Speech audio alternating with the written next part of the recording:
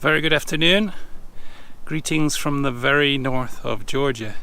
And actually I'm in the extreme north, because if you look behind me over here, right over the other side of that lake would be, I guess, North Carolina. It must be, because we are in, well, that down there is Hiawasee, and this is Chatuge Lake, or Lake Chatuge, depending on who you ask. And I'm standing on top of a place called Bell Mountain. Now the reason I'm here today is basically because I hurt my foot, and I can't be off trekking in the back country, not this week anyway. I think it should be alright by next week.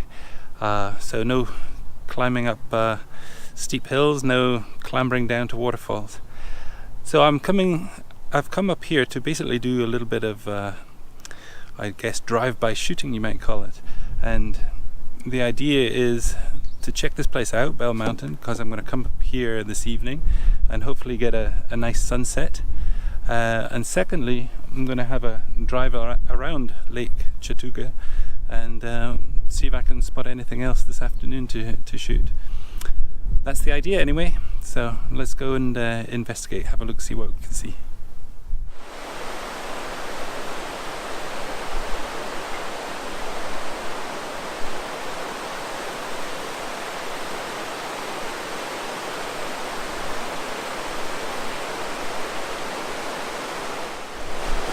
So I'm down here at Chatuge Dam. It's the first real thing of interest that I've really found, and what I'm actually doing is I've tried to isolate these streams of water down here. They make a nice pattern, but also the architecture of the dam itself up above. So with the architecture of the dam really pinpoint and sharp, I've blurred out the water to about half a second, something like that. I'm also using a polarizer to cut down a little bit of the glare, and it also darkens some of the water and makes a nicer contrast. I've got everything in black and white, and I've even got the black and white preview on the camera just to see what it's going to look like later on. There's not enough colour down there, and the geometric patterns make it really quite good in the black and white. So as I say, that's about the first thing of note that I've found as I've been driving around. There's been a lot of pontoon boats and docks and things like that, but with today's weather, not the most photogenically interesting anyway. But we'll continue on around the lake, and then I got plenty of time before this evening's hopeful sunset up on Bell Mountain.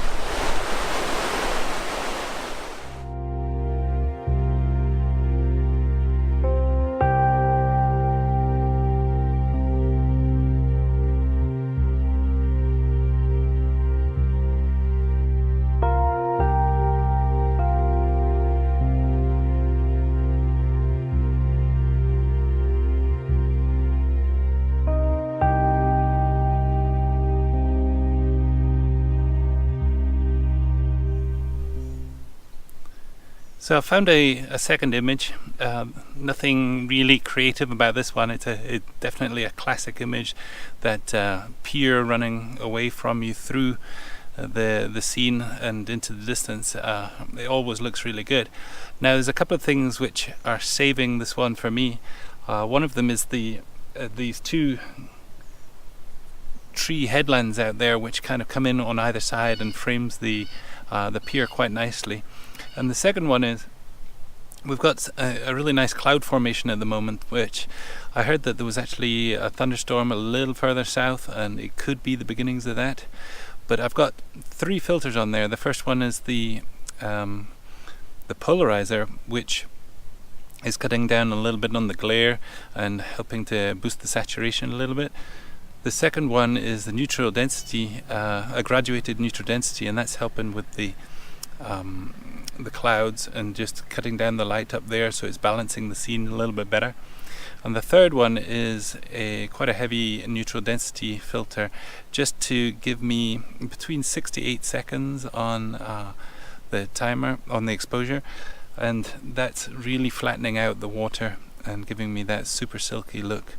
So I think it looks quite well. Almost certainly going to be black and white as well, but we'll see how it comes.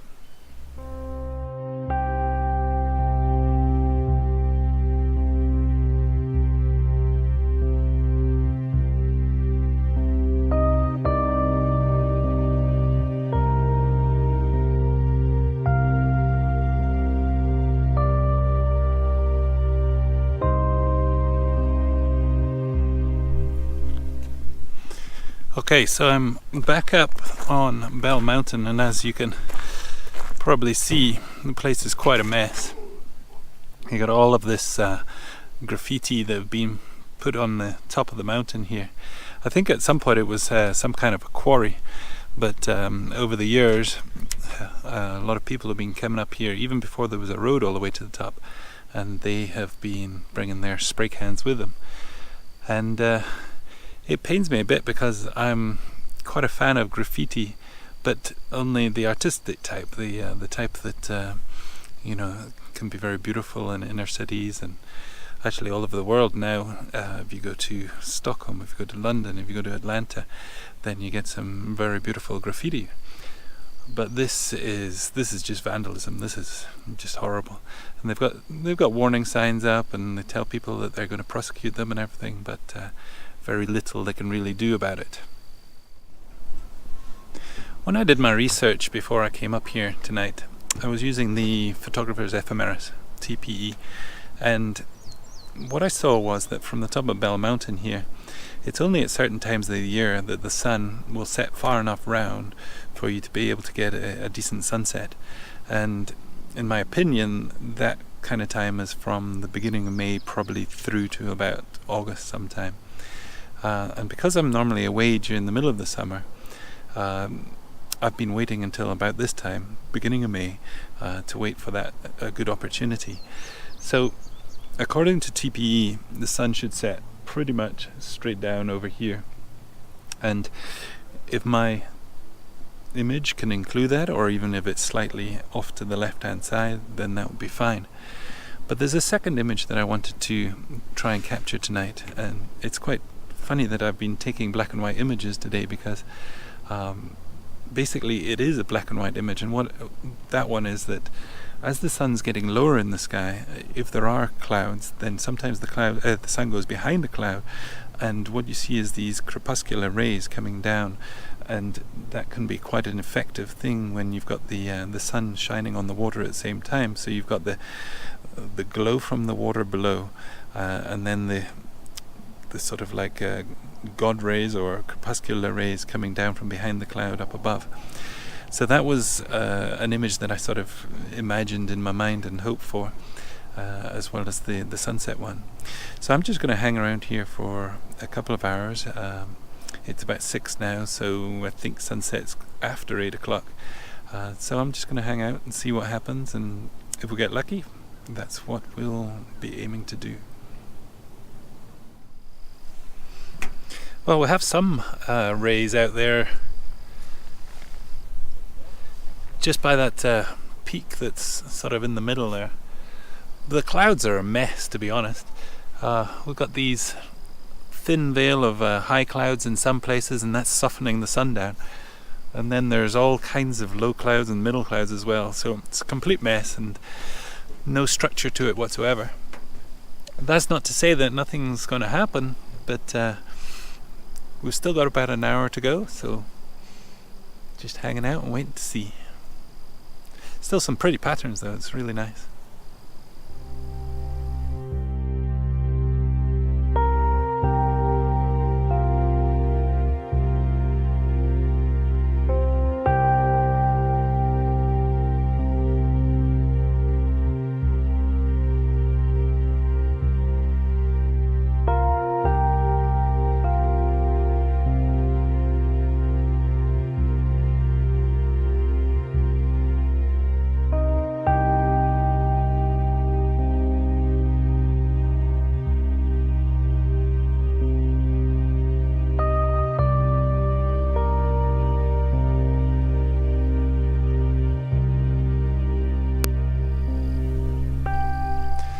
Well, I'm afraid I think that is the very best that it's going to be tonight.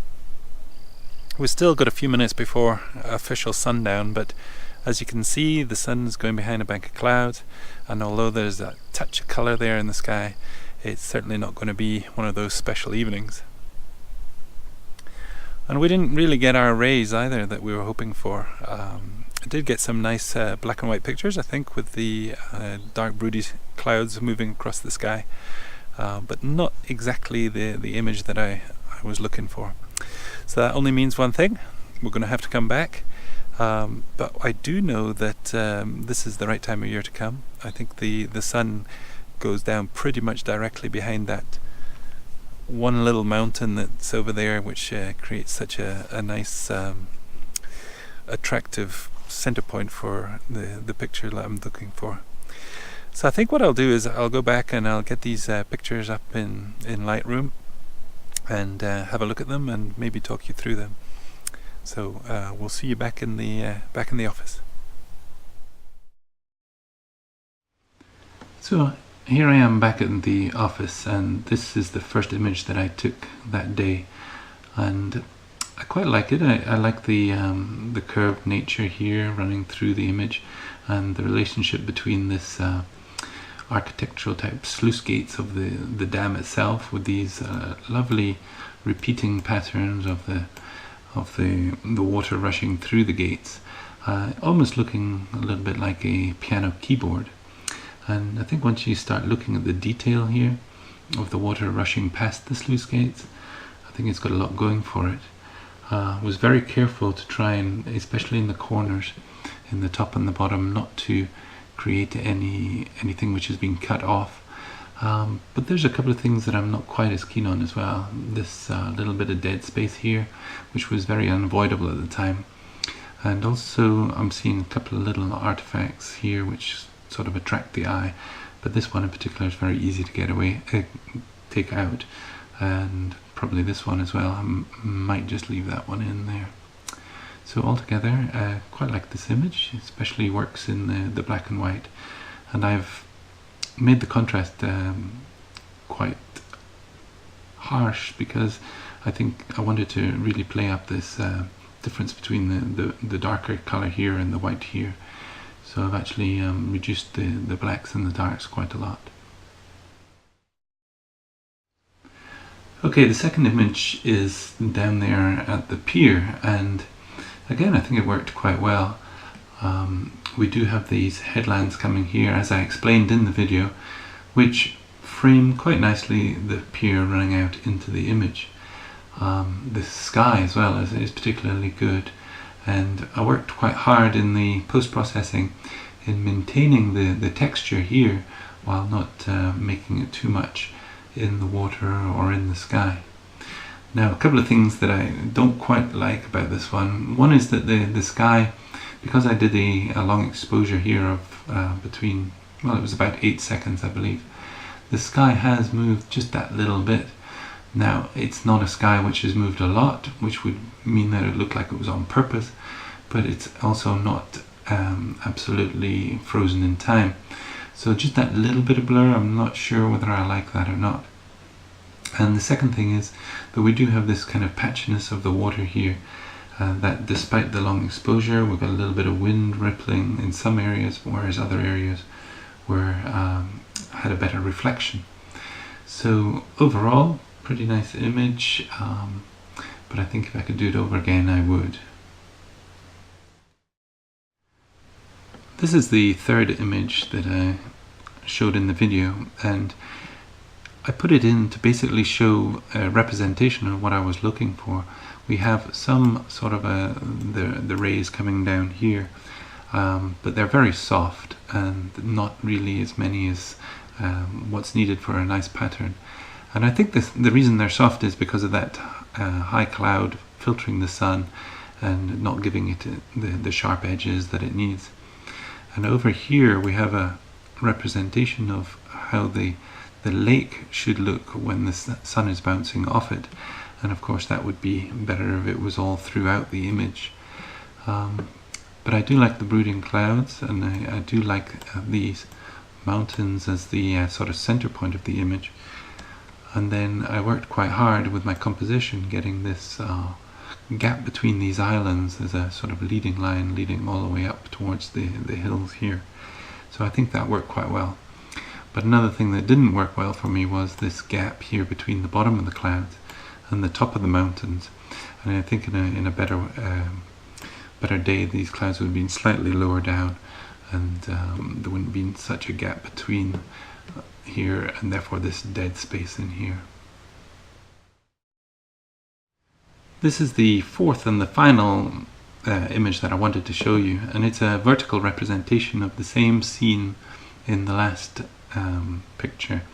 So we still have this wonderful line running through the islands, which is drawing our eye up to these little peaks up here in the middle of the scene. The reason that I quite like this one is because we had this brooding dark cloud which is framing the top, and then we have these clouds here, these three clouds here, which to my mind at least are mimicking the islands down the bottom here. And so there's kind of like a repeating pattern for the sky and the islands. So I quite like that. But then of course we still have this gap here which is not perfect, and certainly if the clouds had been a little bit lower, then that would have been much better. But I think overall I like the scene, I like the composition, and I think it's a good way to end this video today. So once again, if you are enjoying these videos, don't forget to give me a thumbs up, or if you had not done so previously, please consider subscribing to the channel. Otherwise, I will see you next week, and just have to say see you then and goodbye for now.